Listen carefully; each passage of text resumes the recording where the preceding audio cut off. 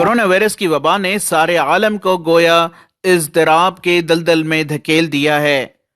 حالات ہرگز معمول نہیں ہیں اور ایسے میں عید الاضحیٰ قریب آ رہی ہے، جس کے متعلق مسلمانوں میں قربانی کو لے کر کئی سوالات اٹھے ہیں۔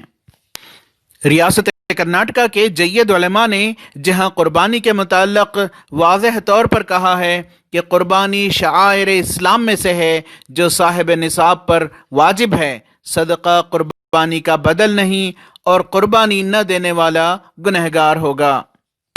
دوسری جانب کورونا وائرس کی وبا کے چلتے اور لاک ڈاؤن کے دوران عید قربانی عملی طور پر آسان بھی نظر نہیں آتی۔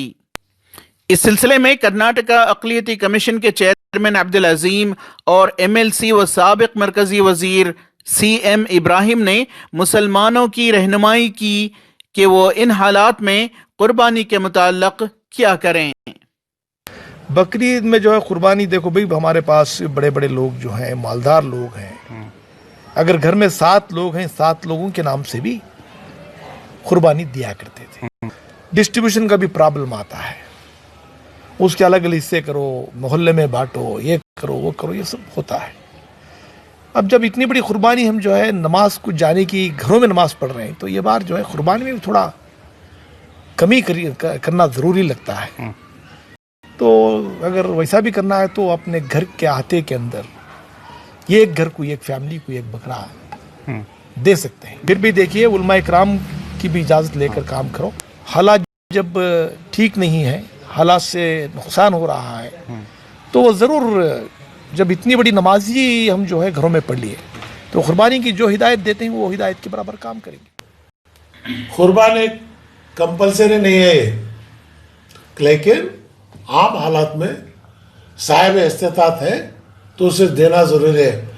اللہ کے گھر سے محروم ہو گئے ہمیں، حجیش نہیں ہے، مسجد نبوی نہیں ہے، قربانی نہیں، اگلے سال دیکھیں گے، تو اگلے سال قربانی کریں گے۔ وہ قربانی کا پیسہ اگر کوئی مریض ہے، غریب ہے، اسے خیرات کرو، اس کے صدقے میں اللہ تعالیٰ تمہیں قربانی کا جو ہے ثواب دیتا۔ ہاں اگر استطاعت ہے کر سکتے ہیں، اگر سہولت ہے وہ کر کو گوشت دیا تو بھی جو ہے کھانے والا ذرا گھٹ ہوتا، کھا کو۔ اگر سہولت ہے تو کرو۔ رمضان گزار لیں، انشاءاللہ بقرعید کو گزار لیں گے۔ اللہ تعالیٰ نیتوں کو دے رہا، ہمیں مجبور ہے۔ اللہ رب العالمین 70 ماں باپ کی محبت رکھنے والا ہے۔ ETV بھارت کے لیے بنگلور سے رفیق جبار کی رپورٹ۔